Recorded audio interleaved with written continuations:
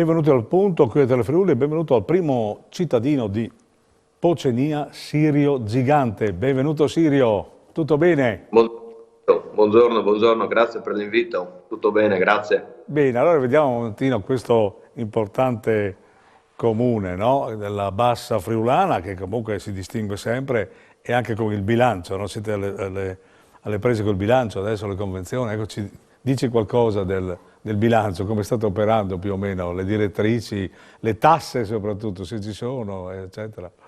Come ci Ma sono? stiamo arrivando a questo importante punto della vita amministrativa dove indica un po' anche l'andamento dell'anno. Fortunatamente abbiamo un bilancio solido in comune, abbiamo fondi, abbiamo possibilità di investimenti e riusciamo a mantenere costanti quelle che sono le tasse. Anche in previsione di quello che sarà l'andamento purtroppo dell'avvenire. Abbiamo anche in piedi delle belle realtà, delle belle convenzioni, perché finalmente possiamo dire che sta prendendo piede sempre di più la comunità comunitaria Bassa Friulana, che da Sì, anni che i comuni qua ci stanno lavorando, riesce piano piano sempre di più a prendere forma, con partenza dal 1° maggio col servizio della polizia locale per alcuni sì, comuni sì, sì, sì. e altre funzioni che stiamo fortunatamente cedendo a questo nuovo ente, perché per i comuni le difficoltà sono sempre quelle: reperire personale qualificato ancora di più per dare un servizio e una risposta anche al cittadino. Parliamo ad esempio dell'ufficio personale dei comuni qua della Bassa Friulana, no? Ce li abbiamo messi appunto questo ufficio in comunità e già sgrava molto su quello che è il comune, quindi di Insomma, conseguenza la convenzione funziona, in sostanza, giusto? sì, qualcosa di nuovo che Bene. sta prendendo piede e ci abbiamo creduto e ci crediamo. È Come importante mettere segretario insieme. comunale l'avete a scavalco, in consorzio, da soli, come siete? Che lì è un punto dolens per tutti, ma insomma, per i comuni... Ma non dolente, dolentissimo, perché purtroppo da persona fiduciaria che dovrebbe essere del sindaco è veramente cercare delle persone che sono disponibili a darci una mano. Noi abbiamo una persona, un segretario Scavalco, e ci dà una mano quando serve, a chiamata, e non è semplice perché purtroppo avremo necessità sicuramente di qualche ora in più, però facciamo di necessità virtù, quindi cerchiamo di fare il meglio con quello che abbiamo. Ecco, poi adesso col piano nazionale di ripresa e resilienza, questo PNRR, che in qualche modo vi mette sotto pressione perché serve personale, voi avrete le idee, i progetti, ma comunque bisogna mettere anche in pratica secondo i bandi, secondo i criteri, soprattutto le scadenze, no, Sindaco? Ma noi come piccoli comuni credo che pochi abbiano la possibilità di accedere, o meglio, perché ci vogliono strutture veramente importanti per mandare avanti questi progetti, sia di progettazione, sia di bilancio e sia, come hai detto tu giustamente, di tempistiche, dove le rendicontazioni sono ferree e a rischio di perdere soldi e contributi. Quindi i progetti potrebbero essercene, ma ad esempio noi preferiamo optare su altri tipi di investimenti o comunque su altri fondi, dove reperire altri fondi, perché sappiamo che andremo a congestionare ancora di più quelli che sono i nostri uffici già oberati di lavoro, perché sì, purtroppo il comune magari da fuori uno può pensare che ha poco da fare, ma i tecnici comunali, i dipendenti comunali sono sempre oberati, perché la burocrazia aumenta sempre di più in questo nostro Stato e ricade tutto sulle loro spalle, aumentando sempre di più il lavoro. Poi c'è anche l'attività ordinaria, no? Le opere pubbliche, per esempio, devono andare avanti, le manutenzioni devono andare avanti, no?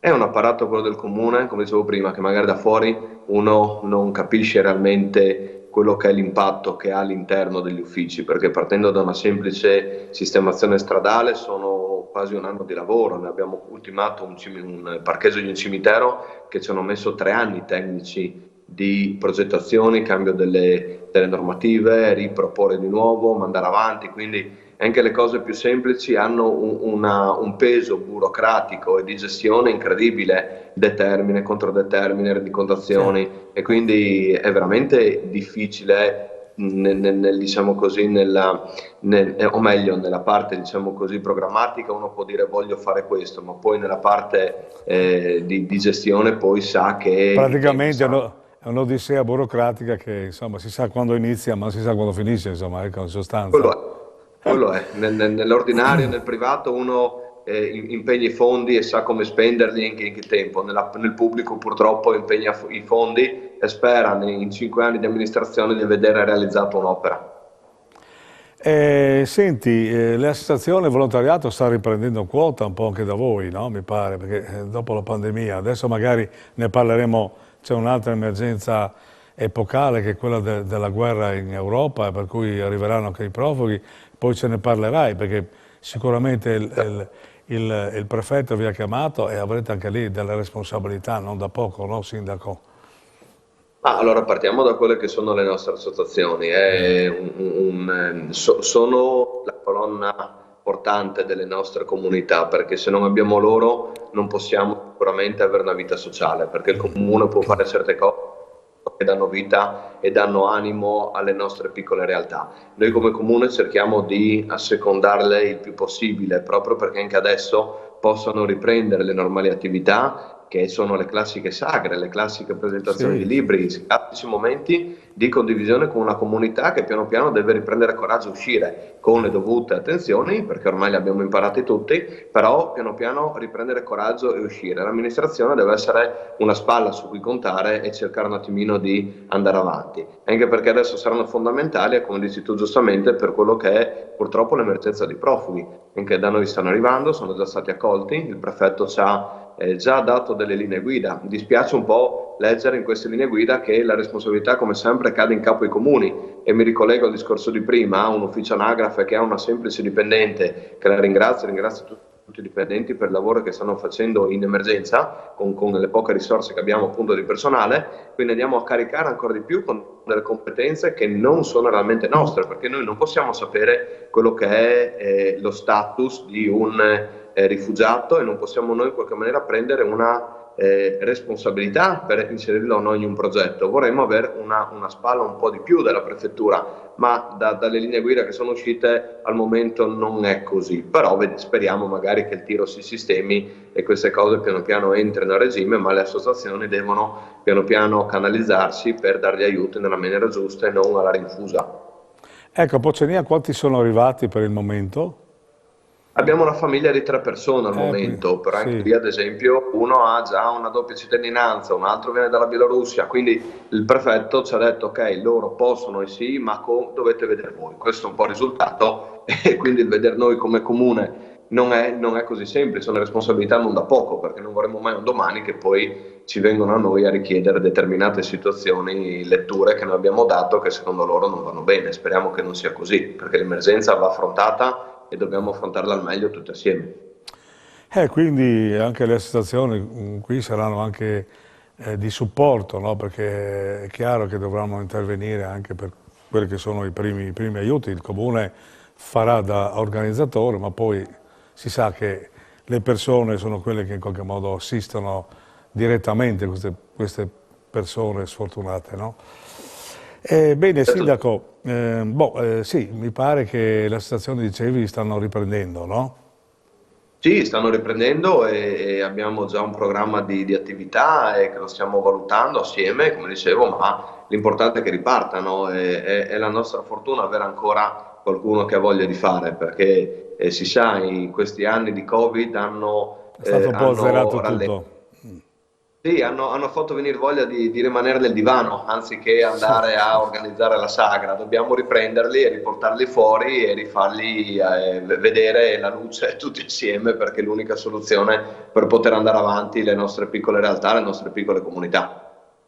ecco, senti, il rapporto con la regione, com'è per esempio nell'ambito degli enti locali, che in qualche modo dovrà in qualche modo intervenire la regione, soprattutto sul personale, anche sulle nuove competenze, no? Avete questo rapporto come l'avete con l'ANCI anche o sono due rapporti differenti?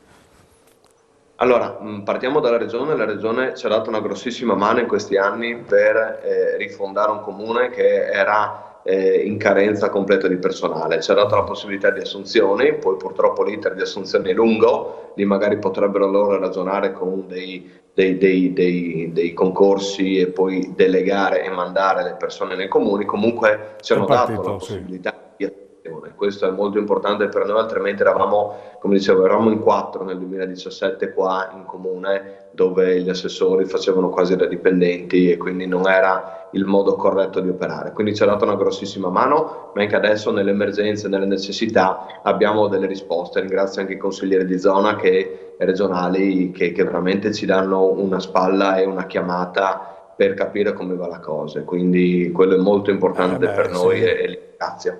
E anzi uguale, specialmente negli ultimi 2 anni, è sempre più presente in quelle che sono le situazioni, specialmente dei piccoli enti, capendo anche loro le difficoltà che noi viviamo. Con l'ANCI il rapporto, perché è il vostro sindacato in pratica, no? Anzi, no, sta crescendo sempre di più il rapporto ed è bello quello per noi piccoli comuni. Ecco, questo sarebbe anche importante che i comuni, soprattutto che sono front line, come si dice, sono in prima linea, per cui dovrebbero farsi sentire, avere anche l'organizzazione pronta. Se la regione dà una spalla, questo è importante perché dovete anche sentirvi sicuri nell'operare, no? I rapporti con lo Stato invece come sono in questo momento? La pandemia ha fatto il suo, ma insomma... Lo Stato in questi anni di pandemia ci ha dato un peso non da poco sicuramente di gestione, perché da 2 anni fa, poco più di 2 anni fa che è partita la pandemia, ci siamo trovati a vedere ogni settimana un cambio di normativa e applicarla poi per i comuni, per noi istituzioni, e poi quando siamo partiti con la riapertura delle scuole, la gestione delle scuole non è stato semplice, ma posso capire che avere una regia in una situazione del genere non è sicuramente semplice, quindi hanno fatto anche loro quello che potevano con quello che avevano, quindi io non andrò mai a criticare l'operato, perché posso capire anche io in prima persona l'applicare una normativa su una cosa nuova. E anche la responsabilità, anche no, l'interpretazione. Senti, cosa per quest'anno qui, per il 22, cosa speri per il tuo comune? Qualcosa che ti interessa venga fatto, venga realizzato, venga concretizzato, oltre a quello che hai detto, insomma, c'è qualche opera, qualcosa in particolare? Noi nel 22 siamo elezioni, quindi il mio mandato scadrà a maggio se vengono confermate le elezioni. Stiamo adesso valutando il farsi per il futuro, la squadra, la composizione e quant'altro.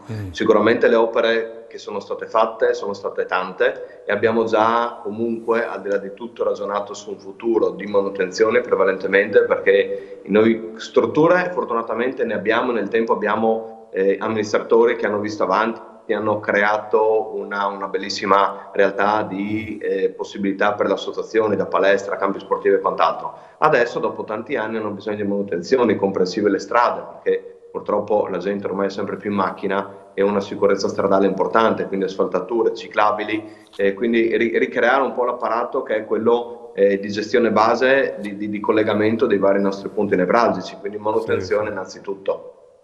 Bene, allora tanti auguri, in bocca al lupo al sindaco di Pocenia, Sirio Gigante, naturalmente auguri all'amministrazione e soprattutto a tutti i cittadini di Pocenia. Naturalmente noi ci rivediamo la prossima volta con un altro primo cittadino. Grazie ancora a Gigante e grazie ancora a Pocenia.